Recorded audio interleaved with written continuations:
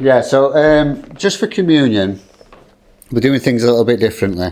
It's more of a centering time, more of a real sense of really focusing on Jesus and his gaze upon us as we take communion and enter into a time of worship.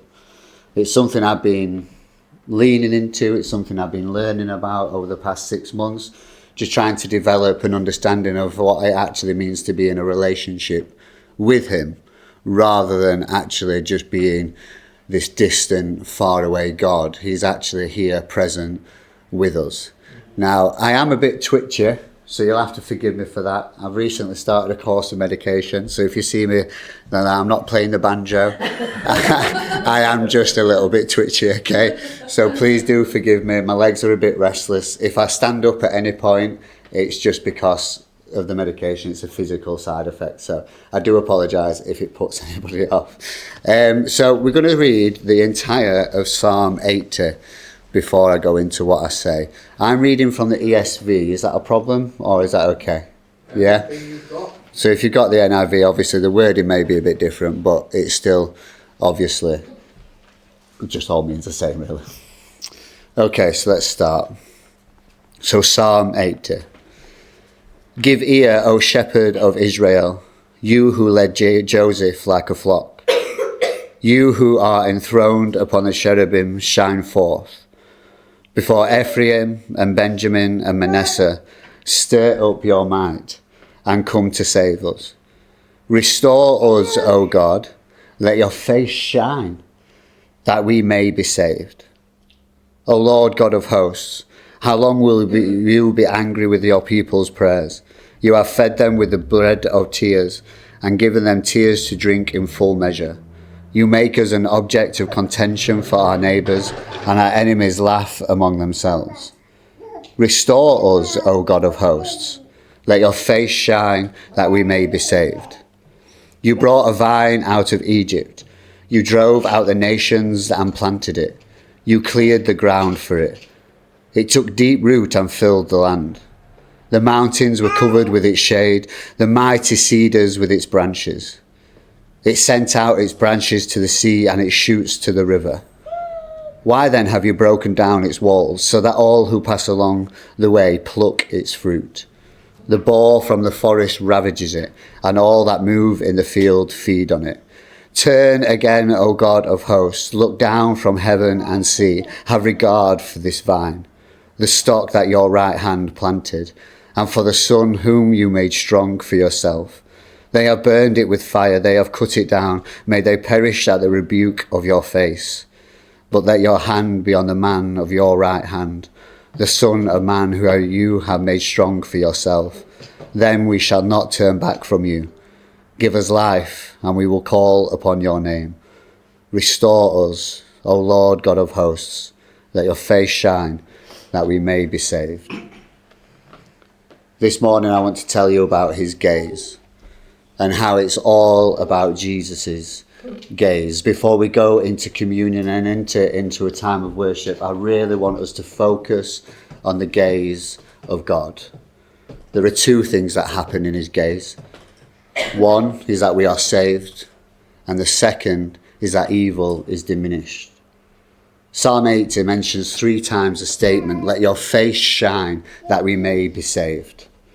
Today, as we take communion, his gaze shines down on us.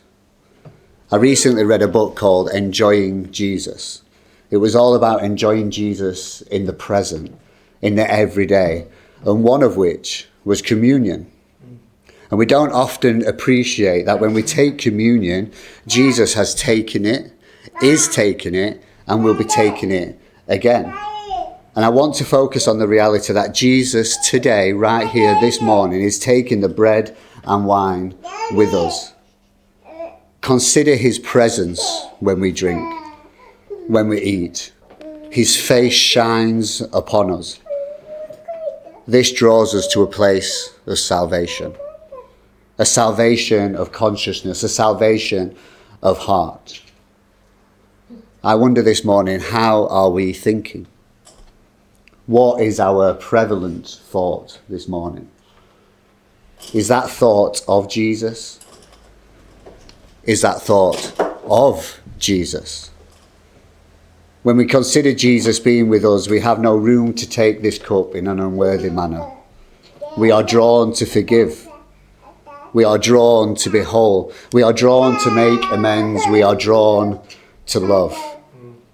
And as Jesus is entered into his glory, his face does shine upon us. He is seated at the right hand of the Father, shining onto his beloved. You are his beloved this morning.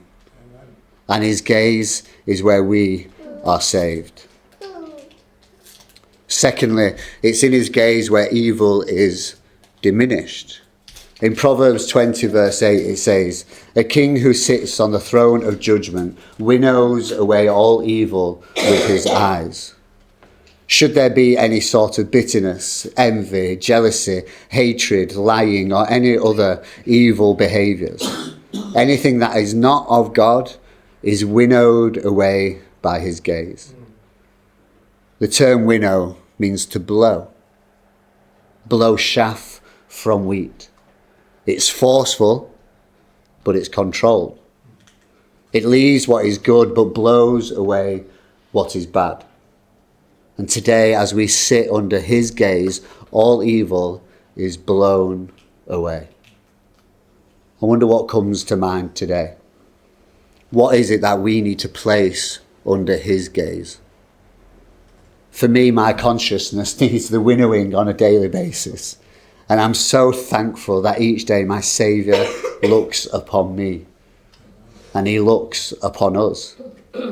He considers our frame. He knows our shortcomings. And in his glorious grace, he blows it all away.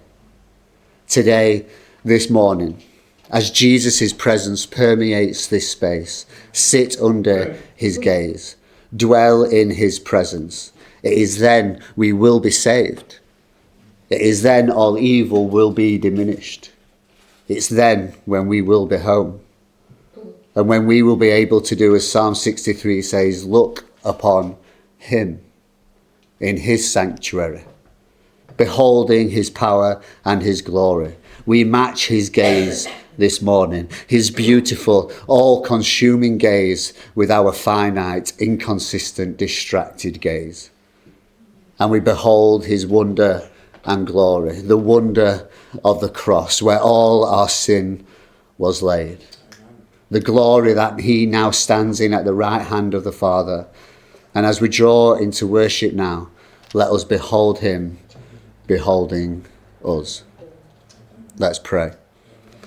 Father God, I want to say thank you for your gaze.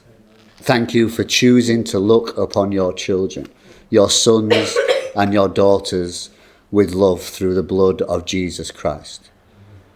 As we look to the sacrament, Lord, we look through the sacrament to the final finished work of the cross and the resurrection. And we thank you.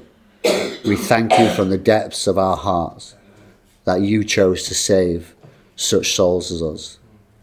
In your most holy name. Amen.